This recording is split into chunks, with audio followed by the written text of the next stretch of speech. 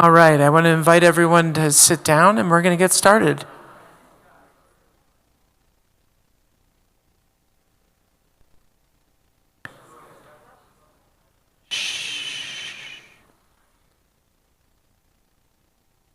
Hello and welcome. I am Jonathan Lev, Executive Director here at the Boulder JCC, and it is truly a pleasure and an honor to be able to be with you tonight with my dear friend, my teacher, and so many more things, Morah Yehudis, to be able to share with us.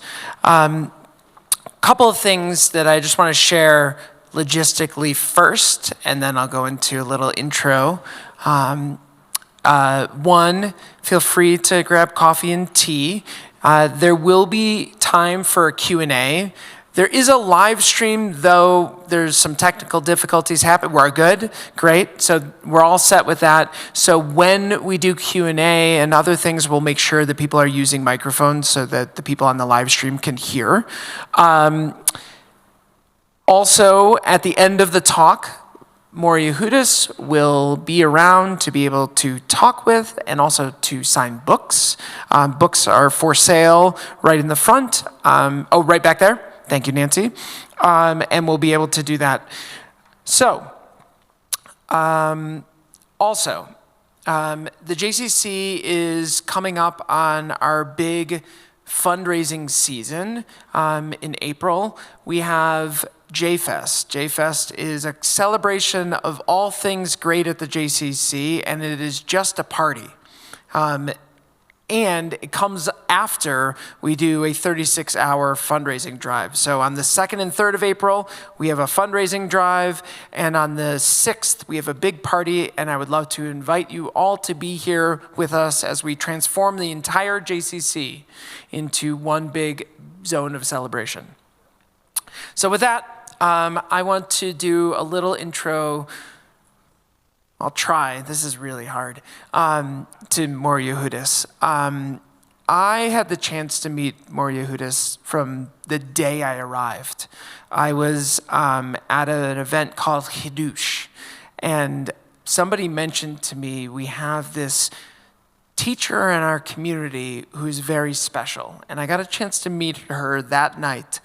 And since then, we've become very close. She's been my teacher, one-on-one tutor, and has been a person who has been present probably at more programming and more times at the JCC than any other person. That's saying a lot looking at this crowd right here. And one of the things that's a gift that you bring always is your insight, your love of Torah, and your love of community. And I learn a lot from that every time I'm with you. For those that don't know, Morah actually does mean teacher. And it's an honorific title bestowed on someone who is an educator, a person who is always ready to share words of Torah. And I can tell you that she even came up with something for me to think about for the coffee, for our cafe at the J that's coming up. So there's some Talmud. There's some great Talmud that we've learned about. It's not about the drink, it's about the conversation. And I was like, oh, that's exactly what we're doing here. So also, she is an absolutely beloved member of this community. So as much as I love her, I feel like every person in here could shake their head of how much they love Morah Yehudis. So you're carrying all of our love tonight in this talk. So you get all of that from us. She's been a teacher of both Torah and Hasidic philosophy to people of all ages and backgrounds for over 50 years. And her new book that she wrote came out right around her 80th birthday. And it is an exploration of time and how we market and how we can find inspiration and understanding in the Jewish connection to the decades of our life. And we're really thrilled that it was published by Deuteronomy Press, because we're tonight going to be able to be joined via Zoom by Jorian Polis, the publisher, and it'll be great to be able to be in conversation with not only Morah Yehudis, but Jorian as well. So with that, Morah Yehudis, thank you so much. Thank you for your gift of words and wisdom and yourself to this community always.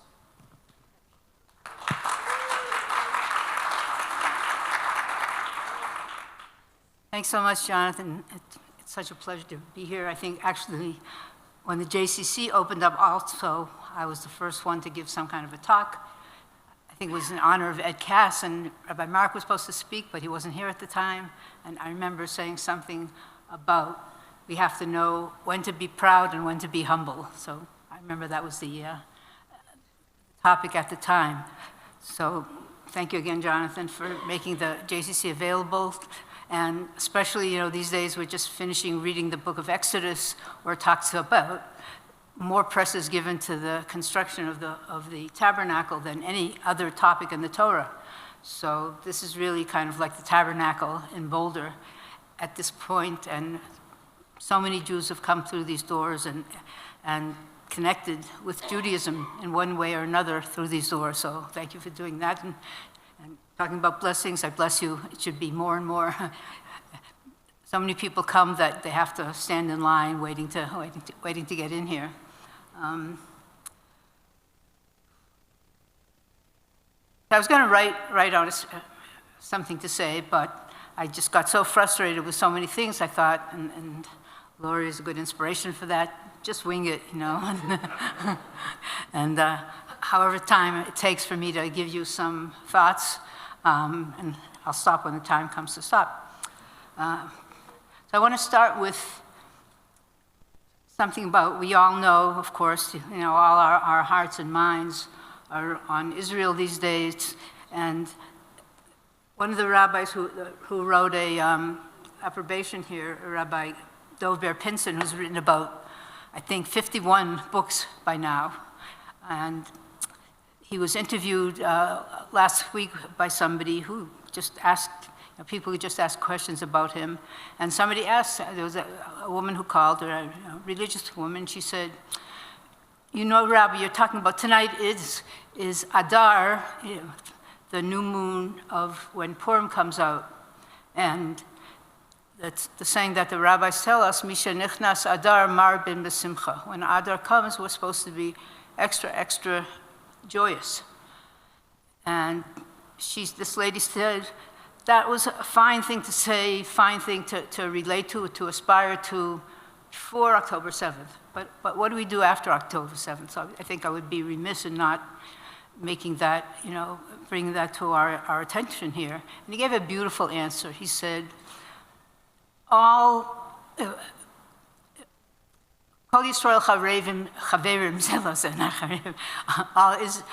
Israel are united with each other, are like one body.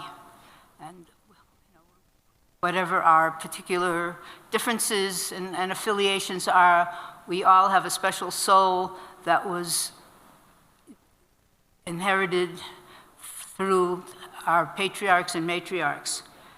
And there's a teaching that if one person is missing, in the sense of not just be missing physically, but in a sense of being at odds with somebody else, then it's as if part of our own body is at distance from us. In other words, we're all like one organism. And the primary commandment, the Torah, we know, the person who came to Hillel and said, teach me the whole Torah on one foot, and Hillel said, love your friend as yourself. This is the whole Torah. Now put your foot down, remember to put your foot down, and go out and keep learning the rest of it. So what is this, how is the commandment to love each other, how is that the basis of the whole Torah? We know the Torah has other commandments that don't seem to be related to interpersonal relationships. But the idea is that if we feel that each person is like a part of ourselves, then we become one whole unit. And then when we relate to God, who is one, then that oneness comes down to us in a complete way. And we relate to that one source of everything through our oneness and through our interconnection. There's a story about the third Lubavitcher Rebbe, the Tzemach Tzedek, Menachem Mendel. Somebody came to him from Israel and who was very secular, and he said to the rabbi, I think you're mad at me for things that I do or things that I don't do. And he said, how can I be mad at you every night I go to sleep and I say, Hareini mochel echol mi shehichis osi. I am forgiving anyone who has upset me. And I say it with my whole heart. And if I go to sleep being angry or upset with someone, I'm missing part of my limb, part of what connects me to everybody else. And how could God forgive me if I'm not a complete, offerings have to be complete. They can't be blemished or defective in any way. So this Rabbi Pinson, was saying to this lady who was asking, how can we be happy after 9/11? He says that, on one hand, we're supposed to feel each other person's sorrow as if, kaviyachol, as if it would be our own sorrow. But at the same time, we're all supposed to have a sense of joy when certain times come, certain holidays come. And our joy, if we can connect with that joy in a personal sense, it's not just us connecting with that joy, it's everybody else feeling that joy and being exposed to that joy. So that oneness can have a negative side, but it can also have a positive side. And we have to think about how our being happy is elevating not just us, not just the people around us, not just our community, but everyone in Israel is being affected one way or another by the sense of that joy we have when Adar comes in. So I thought that was a really, really important message to hear and to share with you. I want to, so my book is called Garden of Time, and the reason I called it by that name, Gan Eden, in Aramaic, the word for Eden is like the word Eden, which is the Garden of Eden, but Eden also means time. So because time is the environment that we have to build a garden, to be the best person that we can be. And at the same time, we know that we had a class this morning, Zoom class that Victor was into this morning. So this idea that, eventually we know our life is not going to continue forever in the form that we have. And we're going to end up, somewhere else, and our bodies are going to be not so functional anymore. And I think this book kind of tracks a little bit the stages that we have as we're aging. So in a way, but the joy comes from knowing that we don't have infinite time in this world. And so we can be happy knowing that every moment that we really kind of max to the fullest in a positive way, that's our connection with eternity. Our life can be fleeting in very many ways, but if the smallest thing that we can do in relation to another person, in relationship to the world, to nature, and thinking about God, that takes us out, that lifts us up, that lifts that moment that's fleeting into a time of eternity. I've been thinking about aging a lot, and I tell people that as I get older, time seems to go by faster, and my body gets slower. So how do I manage to juggle those things together? And one thing, there's so much I want to say, but the main thing I really want you to take away that's my experience is that time can be an enemy, but it can also be a very good friend, in the sense that I have so many things to do, and if not for God intervening in my life and kind of guiding us and providing me with what I need when I need it, I could not function at all. And when I was younger, I never thought about that. I never thought about God's presence in my life. I say a lot, there's this joke about a guy who was driving in New York looking for a parking place, and he had a very hard time, and he finally turned to God and said, God, if you give me a parking place near where I work, I'll do whatever you want. I'll do this and this for you. And then suddenly he sees a parking place, and he drives near there, and he said, thanks, God, never mind, I found it myself.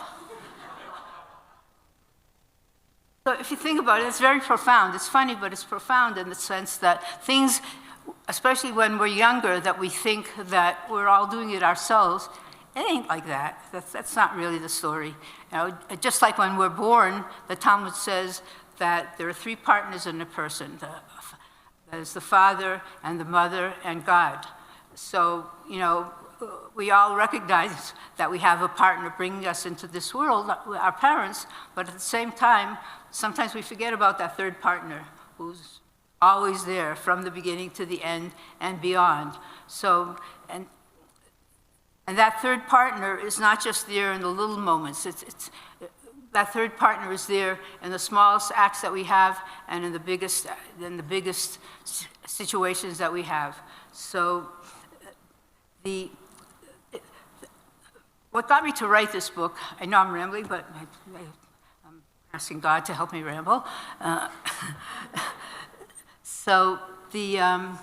What got me to write this book, some of you know I don't really have very many possessions, except what I call my forest of books. Some people know that better than others. But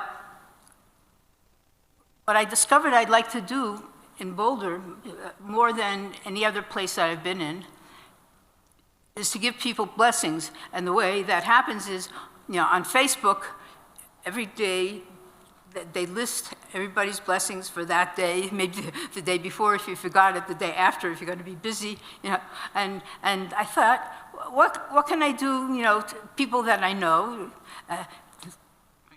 What can I do to really acknowledge their birthday? So I would write. I would spend maybe an hour or two, even if there's many birthdays on the same day, writing a blessing, and I would try to do it not just a generic blessing, but a specific blessing that might apply to that particular person and that year. Sometimes some people want their age on Facebook, some people don't. That's okay too. So, but if they listed their age, I would try to figure out. A lot of you know I like gematria, which is numerical equivalence. I feel that it's not an accident that a person is in a particular year of their life, and especially the decades. Decades are very important, and that's how I kind of organized the book in a way that would acknowledge particularly each decade, and I parallel it with the divine sefirot, the divine attributes of wisdom, and I realized that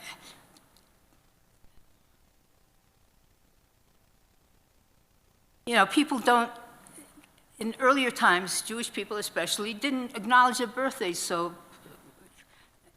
openly or importantly, and especially religious people, ordinary people, not extraordinary people, would celebrate birthdays. I don't even remember having a birthday when I was a kid, really.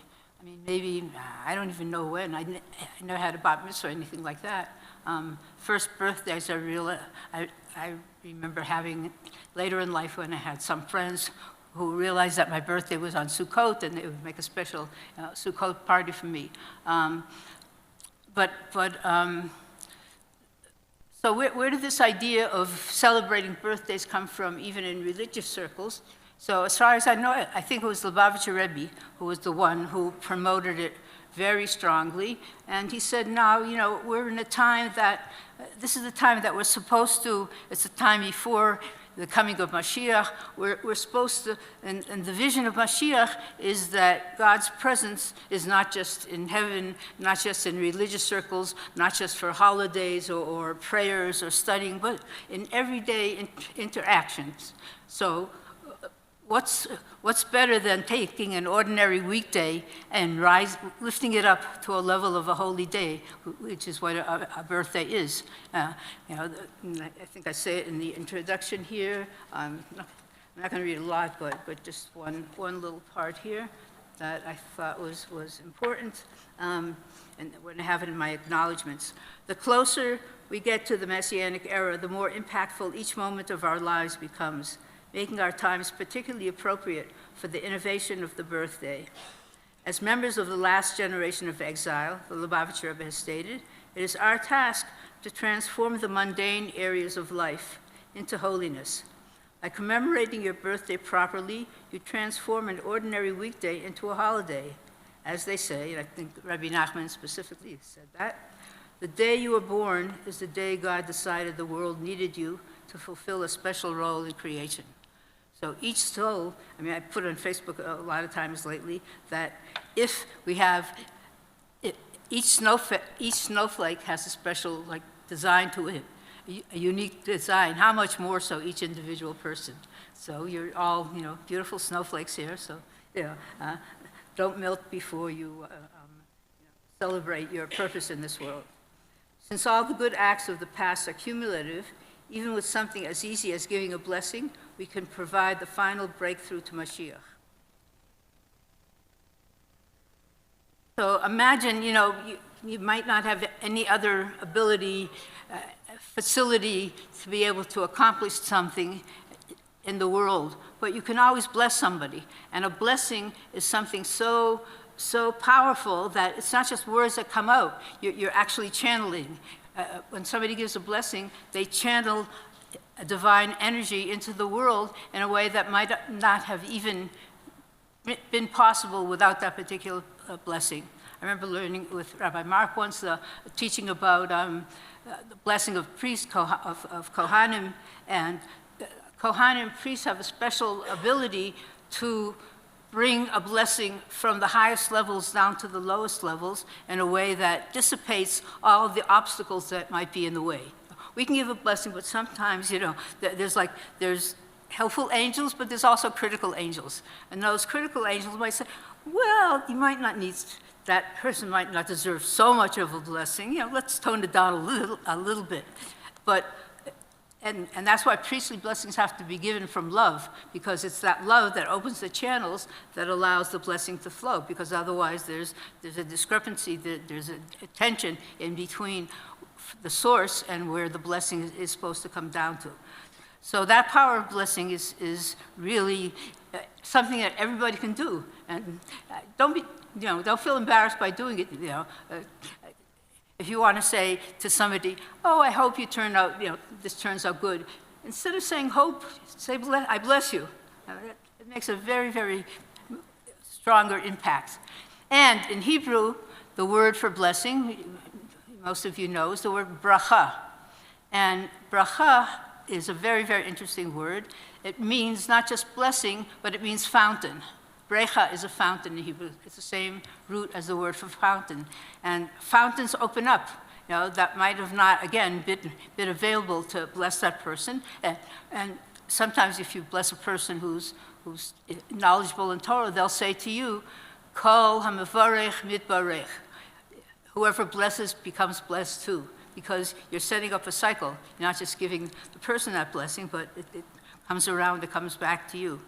And this connects me to the next theme I had in my book, the idea of bringing verses from Psalms, bringing verses from Tehillim.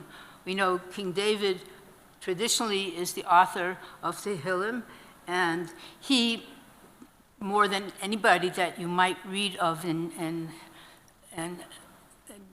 biblical literature, had the most troubles in his life. From his birth, he was considered the black sheep of his family, till later in life when he was hounded and pursued and threatened even by members of his own family. So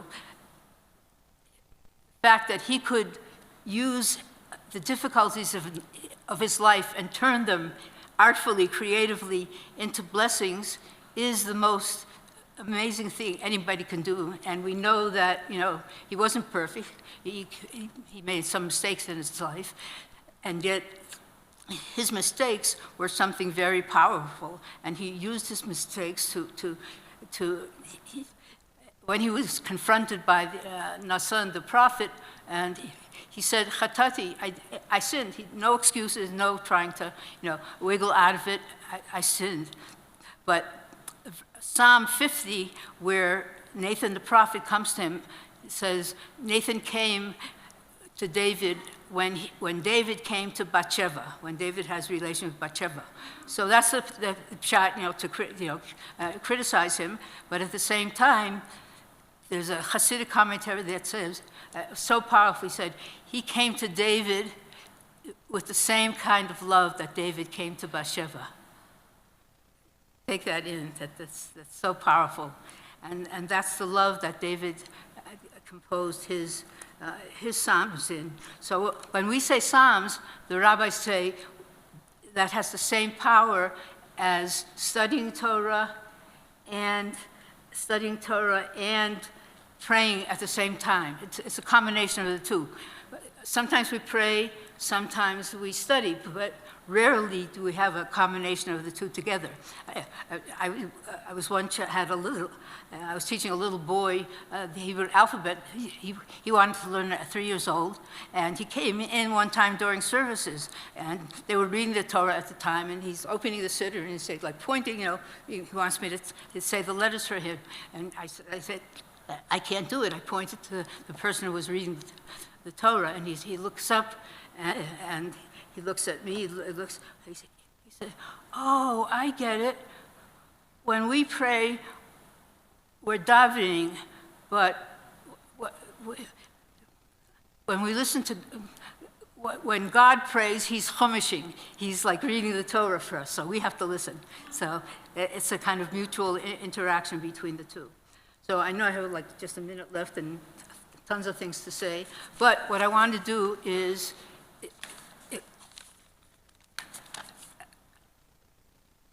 I don't know how many of you are over 60, but I wrote a poem about 60 years ago, a little poem, and I lost it, I could not find it. There's a Chabad researcher called David Zaklakowski who I asked him, could you find my poem? It was written in the Yiddish Heim, but nobody ever could find it before. And he was able to find it for me, and he sent it to me. Now, I want to read it to you as a kind of conclusion here. I call it irony, and I think it captures what I was trying to say and what I still try to say for 60 years going. How long it takes for one to learn what things in life do really count. How long till one begins to yearn for the source of all, for the soul-filled fount.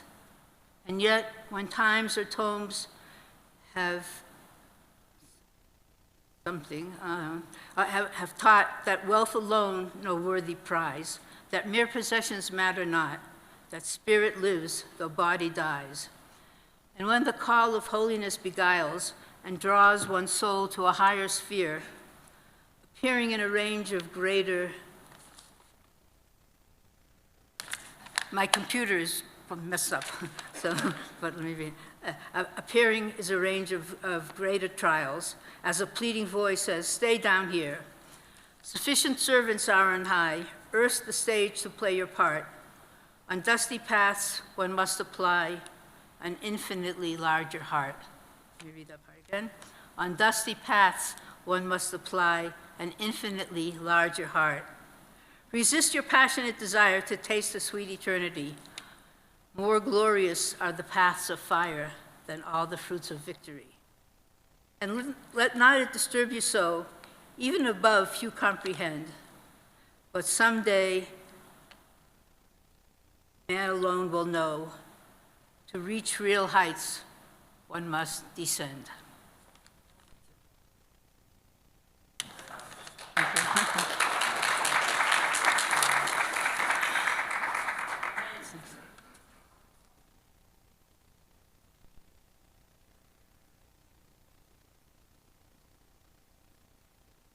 Yeah.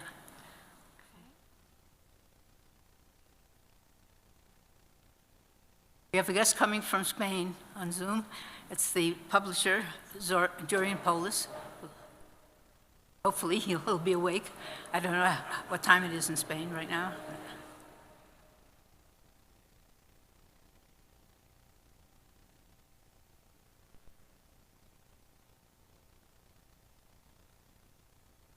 Oh, he's there.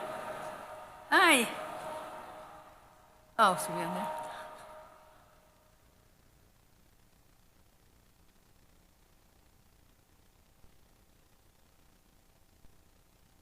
Hi, Jurian. Can you hear us here?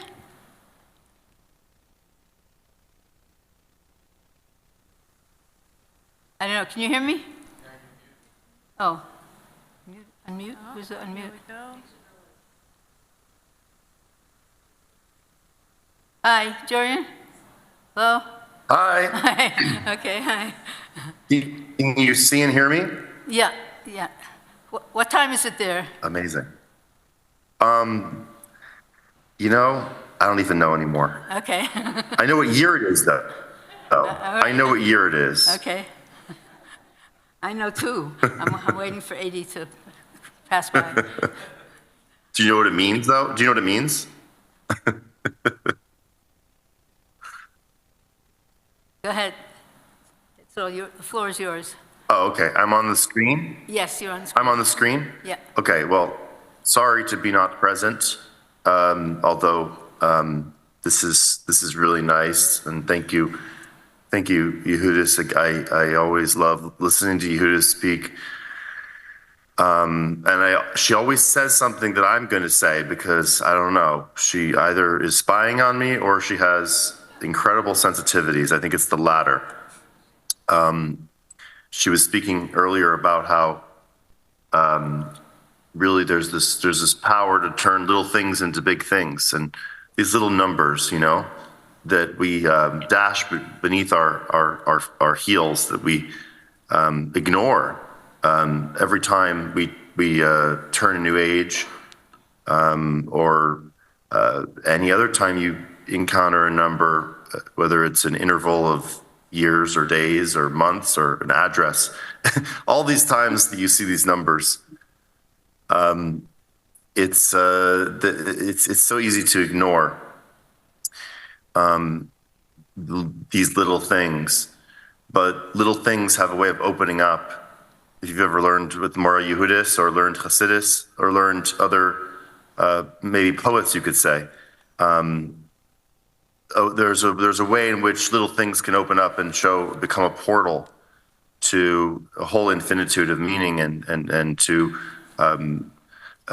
sort of a continuing revelation, really, that is not just based on knowledge. It's kind of like a relational revelation. That's what I love so much about everything Yehudis has to offer. She's really a teacher. I mean, she's also an accomplished writer.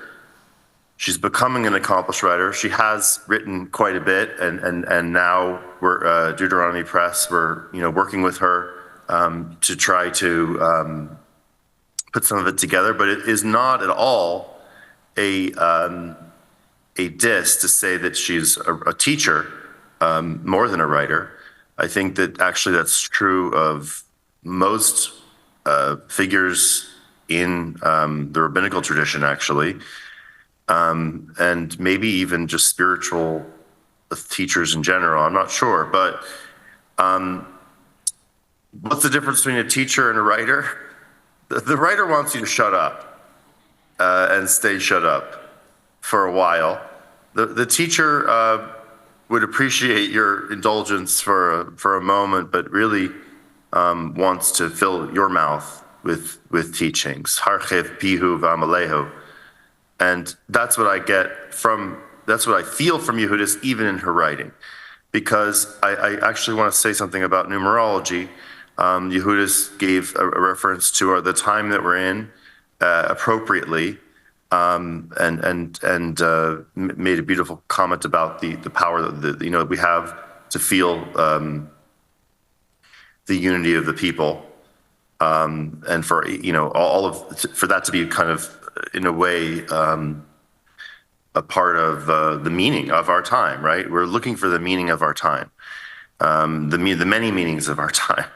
And one of the things that's happening in our time is people are actually returning to numerology. And I think it's both, like a lot of things, both good and bad news. Because numerology is really only what we bring to it.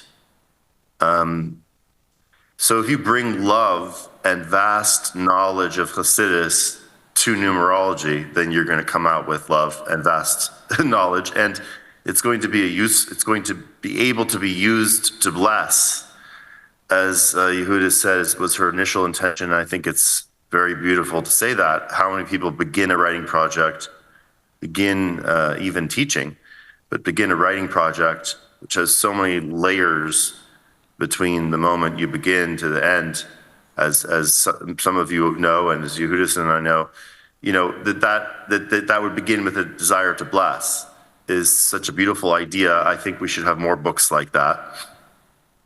Sometimes you have to coax them out of people who teach. Sometimes people who teach and people like Yehudis know that they have something to offer, but don't necessarily have the motivation to bring it out in a form that somebody could take off a shelf in 50 or 100 years, or use as a doorstop, or misuse. And I think that's what I was getting to there, is that numerology is a power that is not only owned by the rabbis, and is certainly not, I don't know if we put this note in there as a caveat, but we should probably add a caveat. This is not the end of the story. Yehudis makes it known in the book, and certainly anybody who feels what she's doing there will know that this is the beginning of a line of inquiry that we can all take, and in fact many have taken in the past. We're just trying. Basically along with Yehudis, we wanted to make this act of generosity towards people. We live in an era where people long for the inner teachings of Torah, where it's time for certain teachings that were not as available to go out. And especially now that people are so excited about numerology and gematria, for better or for worse, it's important that teachers, accomplished teachers, people who have been doing this for a long time, and who don't just have an answer, but who have a constellation, who have a tapestry. It's not a fortune cookie. It's a garden. it's a map. It's a series of teachings that could give way to other teachings, that could inspire connections outside of the text, that can begin to flow and take root. And also some of the verses that she takes are from a chapter of Psalms, of Tehillim, which then could be explored further and with further connections. But really, it's about personal meaning and truth. And I think that Yehudis is somebody who has, besides learned a lot of Torah, and always impressive with her references and her ability to point and pull the book off of her forest, the fruit off of her forest of trees. She also pays attention to the world, and she pays attention to people and what's going on.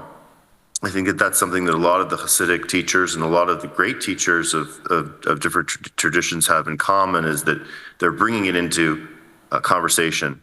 They're bringing the teachings that they have imbibed into conversation with what they notice, whether it's a number or a decade, or whether it's like a dove. That came to mind as an example of learning with Yehudis about something that normally you don't look at. My name happens to be Yonah in Hebrew, so I think more about doves than usual, but pigeons are those things that you just sort of shoo away a lot of the time. But when you look at something, you see.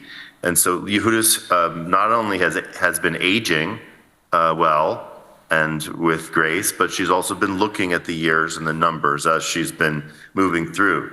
And she's gathered quite a bit, and she decided to look back. And it's interesting. She said that Judaism doesn't really have a big tradition on birthdays. I know that there's a famous reason for that, being that it's Pharaoh's birthday that's mentioned. I don't know. I wouldn't say that there's a prohibition there or anything. Maybe just a modesty. What we definitely do is we read into things. That's our party. And so when you read into things, you get a lot of depth. And our tradition has 7 cycles of 7s. There are cycles of 10s in the Torah as well, and certainly in our numbering system. And the cycles of 7s and cycles of 10s are there for us to pay attention to and to draw meaning out of. And as I said before, not just for our age, but for any situation in which numbers are calling out, numbers are a part of what's happening, right?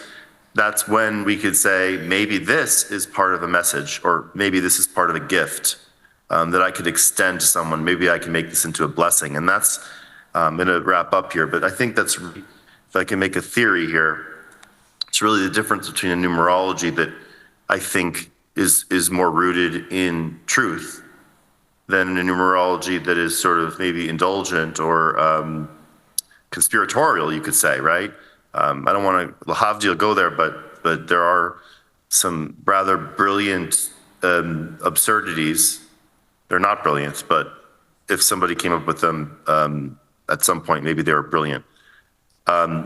Is that the numbers can be the meaning between the numbers can sort of be misapplied because we want meaning so much, right? So the numbers start to speak to us. Well, what Yehudis shows us is that with love and with desire for blessing, we will not go astray. Jordan, I think we So have to use her conclude, book. Okay. Yeah. Give us all a blessing, please. Go ahead. I bless us that we should all be able to tap into the universe of numbers and letters that our ancestors have sent us, and that Hashem has sent us through the Torah, and that Yehudis has helped to gather for us. May we use her words and our own to be a blessing.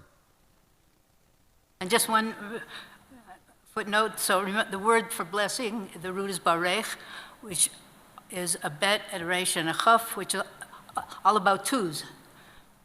2, 2, 2. And part of the idea is that we're not the ultimate source of the blessing. I think I told some of you before, I met with Jonathan Omerman, Olav HaSholem, and Sid and Faye once, and I said, I love teaching, but I get so worn out, what can I do? And he said, that's when you think that the teachings are just coming from you, so you get emptied out, so you feel depleted. But if you remember, like Rabbi Nachman says, the more you give out, the more that's brought in from a higher source. So that's the 2, 2, to remind us that there's a source of one blessing that keeps us filling us with all the twos. So thank you again for waking up in the middle of the night. And Sorry that I'm not there. and joining us, and Hatzlacha Rabbi, bless Mazel you. tov to you. Thank you. As we say, enhorabuena. Jorian, thank you very much from all of us at the JCC. We really Welcome. appreciate it. And Morah Yehudis, thank you. And we're going to open it up to questions right now from everyone here. So does anybody have a question for Morah Yehudis or Jorian? Oh, no. Morah Yehudis, I believe. Okay. Question? Yeah, we can take the screen up. Has a question? All right. Somebody's hand is up there. I can't see so well. Is that somebody's hand there? Yeah, hi Yehudis, I have a question for you. Oh, Todd, good. Yeah, it's Go ahead. Todd. So today I was listening to a talk by Friar Richard Rohr, and he's a Franciscan friar. I listen to him periodically. And he talked about one of the views from his view.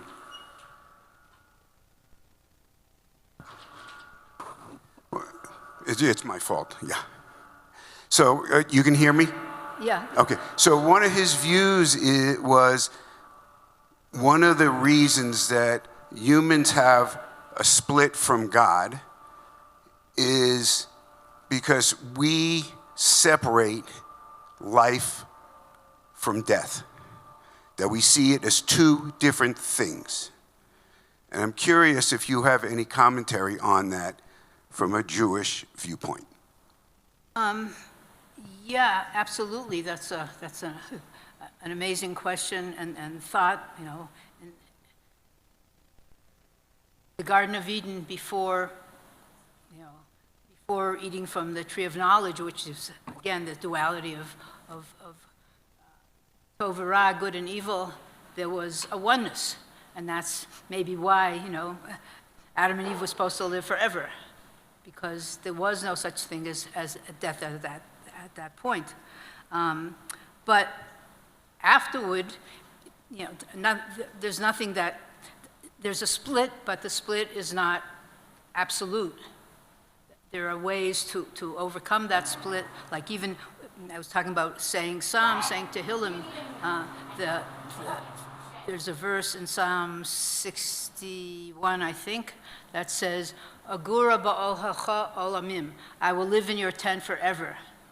And the rabbis say that when people on earth recite Tehillim, King David is saying Psalms wherever his soul is, and our soul hears him saying it, and then it keeps on creating a cycle. So there is, the other thing that Talmud says, that righteous people, even when they're not physically alive, they're still alive, because life for a righteous person is not their physical indulgences and body. And the opposite is wicked people, even when they're physically alive, it's as if they're dead. So life, the definition of life and death is very different than like the ordinary perception of that. So. Else? Hold on. Hi, Lori. I know you know so much, so probably, putting it all down was difficult in a book, but I'm wondering, what was the most pleasurable thing about writing this book for you? I think I would say, indulging my associative track and making connections where connections weren't there on the surface, so obviously. Beautiful.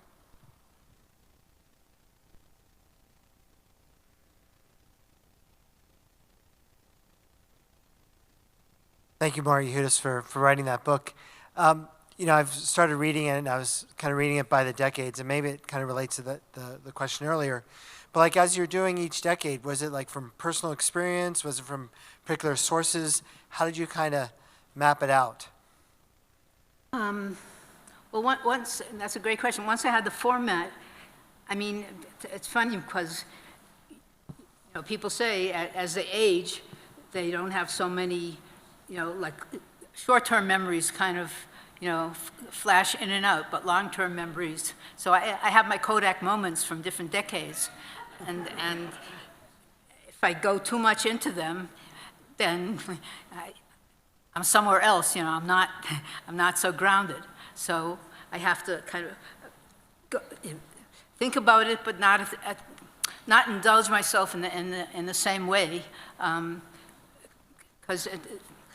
One of my birthday parties this year, I was feeling, and Naomi's here, so I mentioned it to her, sometimes I kind of have like a survivor's guilt, because both my parents were handicapped, and yet, thank God, I was basically intact. And I felt I had a little bit of survivor's guilt, because my mother used to take me to her cerebral palsy club, where everybody else had something, going on with them that wasn't typical. So I would ask myself, what's wrong with me? I don't know if any of you ever saw, there's a famous, what is it called, Twilight Zone, where they told somebody to change their face, and they changed it to look nice, but everybody else had the same, face that wasn't like the nice person, and that person got kind of ostracized a little bit. Anyway, so different stages in my life can affect different memories, and so I knew I had to move on to another decade, but some decades I got hooked on a little more than others. And to this day, one time, I think I had pneumonia, and my mother had to move, and I remember being taken out on a stretcher. So to this day, having changes in my life are very hard to do, because that triggers that kind of memory from before. So I'm sure all of you too, when you think about a stage in your life that's, that's not the one you're living in now, you tend to drift into that. You know, my theory of a little bit about something like, you know, Alzheimer's or some kind of elderly situation is that just like you can kind of focus back on the past, you can also maybe tune into the future a little bit. And so souls who are detaching from bodies, maybe they're tuning on into a different dimension. And it's the same thing with children who have problems. I remember somebody once came to the Lubavitcher Rebbe and said, like, my son has autism, what can I do? He said, don't worry, your son might not be so able to connect with people socially right now, but he has more time to connect with God in his own realm. So, you know, those kind of things, we all have memories, and those memories can trigger other memories, and I think we're all the richer from really realizing that every day that we get older, we're not just slowing down a little bit, we're taking all the accomplishments of the past and bringing them, same prayers that we're saying, you know, the same words that we're saying over and over again, Moda Ani, I thank you for giving my soul. It's new each day because we're all the, you know, the compilation of everything that came before to us. So we are growing in some way. Somebody else?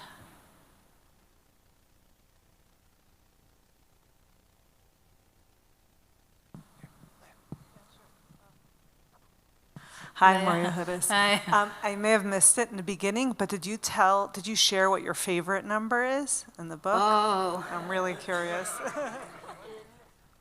Favorite number? I'm going to get you to do a mitzvah. I would like everybody, just for a little second, to stand up.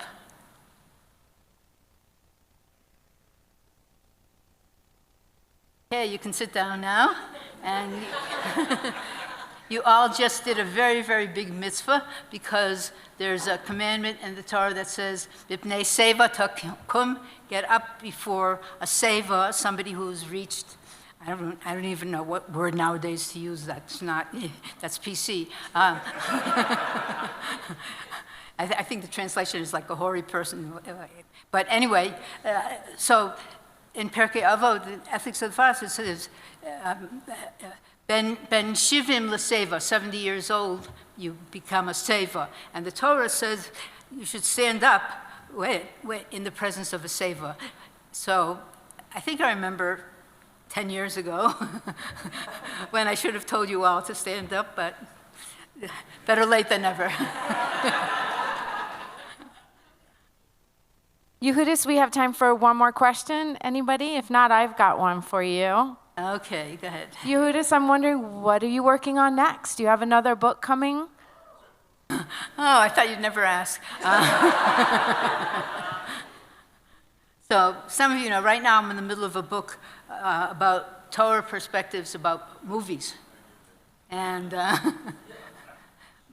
I just thought of the name for it a little while ago. My name for it is The Bigger Picture. And so, yeah, I'm excited about that. Although I'm kind of ready to finish it already. You know, I don't have a TV, but I tuned in just on my computer to find out about the Oscars last night, and I said, why am I spending so much time on it? I can't have any more. My movie book is already, the topic's already finished. So I should really go back to learning a little more Torah. So. Well, thank you so much, Morah Yehudis.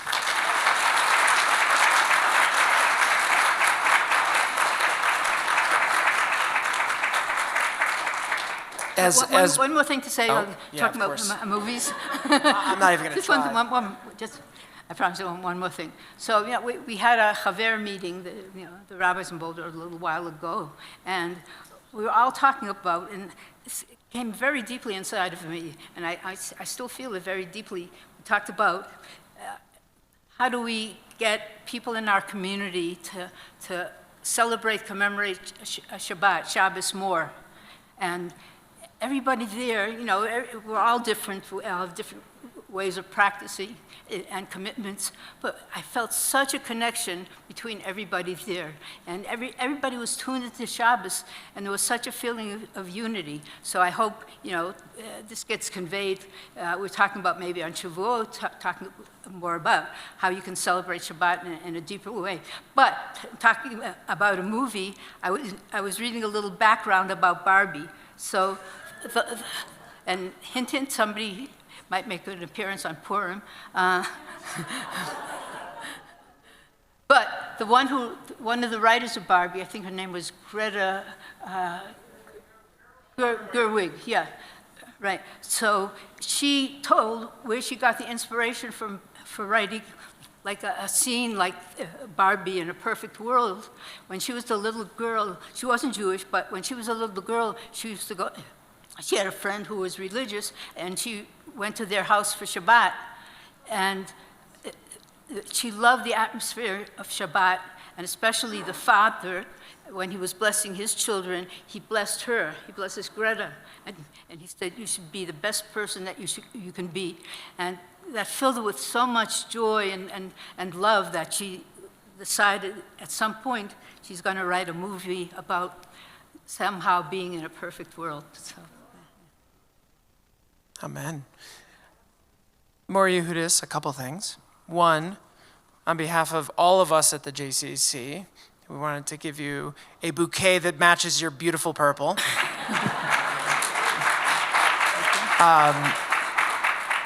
And I want to share a blessing with you. So I bless you with the continued inspiration to be able to channel Torah and the words that you bring to this community and to me, so that we can all be better people as a result. Amen. And with that, we have books that Morah Yehudis will sign, and you can purchase them. We have food, so please stick around. It is kosher for anyone wondering that question. So thank you so much for being here. Morah Yehudis, thank you for your gift. I can't see you. Thank you. Thank you all again for coming.